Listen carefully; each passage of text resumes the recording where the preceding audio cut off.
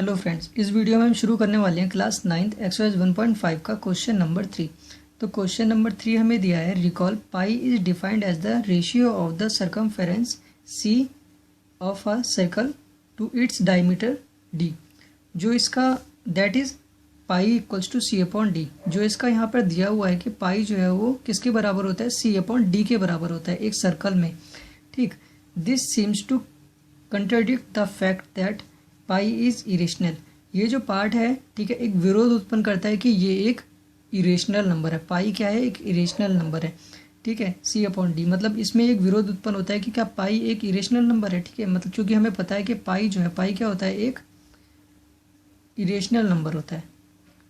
ठीक है, पाई क्या होता है, एक इरेशनल नंबर है। लेकिन जो सी अपॉन डी है, ठीक है, सी अपॉन डी आपने पढ़ा होगा कि पी अपॉन क्यू के रूप में जितने भी पार्ट्स होते हैं उनको हम क्या बोलते हैं, रेशनल नंबर बोलते हैं। ठीक है, जहाँ पे क्या होता है, q is not equal to 0। जो डायमीटर होता है सर्कल का उसको d बोलते हैं, वो 0 नहीं होता है ना। तो इसका मतलब है कि ये क्या है, ये होती है रेडियस सर्कल की, और ये भी रेडियस, हाफ यहाँ से यहाँ तक, यहाँ से यहाँ तक रेडियस हो गई, और पूरा जो होता है उसको बोलते हैं हम डायमीटर। तो डायमीटर किसके बराबर होता है, अगर रेडियस की 2 बार प्लस हो जाएगी, ये क्या हो जाएगा 2r। इसका मतलब 2r के बराबर होता है। तो रेडियस तो 0 नहीं हो सकती है ना। तो क्या होगा, ये एक रेशनल नंबर होता है। और रेशनल नंबर किसके बराबर है, एक इरेशनल नंबर के बराबर है। ऐसा तो हो ही नहीं सकता कि रेशनल नंबर इरेशनल नंबर के बराबर हो। तो ये बोल रहे हैं कि यहाँ पे एक विरोध उत्पन्न हो रहा है कि क्या पाई सही में एक इरेशनल नंबर है। ठीक है, how will you resolve this contradiction. तो इस विरोधाभास को, ये जो हमारे पास विरोधाभास हो रहा है, इसको आप सॉल्व करके बताएं कि ये किस तरह से सॉल्व कर पाएंगे हम इस विरोध को। ठीक है, तो यहाँ पे पाई क्या होता है, एक इरेशनल नंबर है।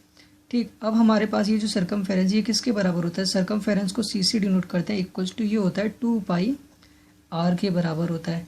ठीक है, तो 2 पाई आर में से इक्वल्स टू, यहाँ देखो 2r, 2 और r किसके बराबर है, d के बराबर है। तो हम क्या करेंगे, इसकी जगह पे लिख देंगे, इन दोनों की जगह पे d लिख देंगे।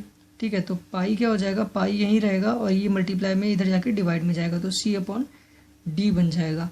ठीक है, तो ये क्या हो गया, ये वाला पार्ट हमें ऊपर दिया हुआ है। तो ये अगर बराबर है तो ये तो एक रेशनल नंबर हो गया, ये एक रेशनल नंबर, तो दोनों बराबर कैसे हुए। ठीक है, ये हमें बताना है। अब हमारे पास एक बात होती है कि ये जो p और q होते हैं, ये क्या होते हैं, एक इंटीजर्स होते हैं। ठीक है, इंटीजर्स कौन से होते हैं, जो सीधे सीधे होते हैं, जैसे 1 2 3 4 है ना, वो इंटीजर्स होते हैं, या माइनस में इंटीजर्स होते हैं, लेकिन पॉइंट्स में नहीं आते वो। ठीक है, तो इंटीजर्स क्या होते हैं, p अपॉन q। लेकिन जो पाई होता है वो एक नॉन इंटीजर होता है, उसको वो एक इंटीजर नहीं होता है ना। अब यहाँ पे देखो, इस वाले पार्ट को हम देखते हैं कि इसमें अगर हम d की मल्टीप्लाई इधर कर दें तो क्या होगा, d इंटू पाई हो जाएगा। ठीक, ये हो गया c के बराबर हो गया।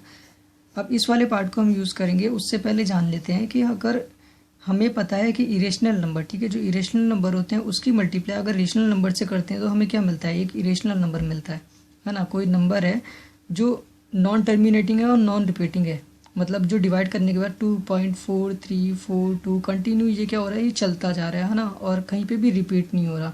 तो ये क्या हो गया, एक इरेशनल नंबर हो गया। इसकी किसी रेशनल नंबर मीन्स अगर 2 से मल्टीप्लाई करते हैं तो जो 2 नंबर आएगा वो भी कंटिन्यू चलते रहेगा, है ना। तो इसका मतलब किसी इरेशनल नंबर की रेशनल नंबर से मल्टीप्लाई करेंगे तो हमें क्या मिलेगा, एक इरेशनल नंबर मिलेगा। इसी तरह से अगर किसी इरेशनल नंबर को हम रेशनल नंबर से डिवाइड करते हैं, ठीक है, तो भी हमें इरेशनल नंबर मिलता है। और अगर किसी रेशनल नंबर को किसी इरेशनल नंबर से डिवाइड करते हैं तब भी हमें एक इरेशनल नंबर मिलता है। ठीक है, तो यहाँ पे एक बात है, ये डी पाई, ठीक है, डी पाई क्या हो गया, सी के बराबर हो गया। यहाँ से हमने डी को इधर भेज दिया इसलिए, है ना, ये सी के बराबर हो गया। तो पाई क्या है, एक इरेशनल नंबर है, और ये क्या है, डी एक रेशनल नंबर है।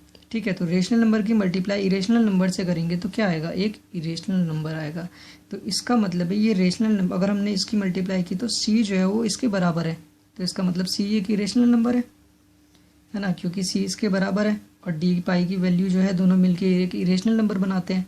तो इसका मतलब ये बराबर है सी के, तो सी क्या हो गया, एक इरेशनल नंबर हो गया। इसका मतलब है कि ये वाला जो पार्ट है, ठीक है, तो सी अपॉन डी वाला जो पार्ट है ये क्या हो गया, एक इरेशनल नंबर को हमने रेशनल नंबर से डिवाइड किया तो क्या मिला, हमें इरेशनल मिला।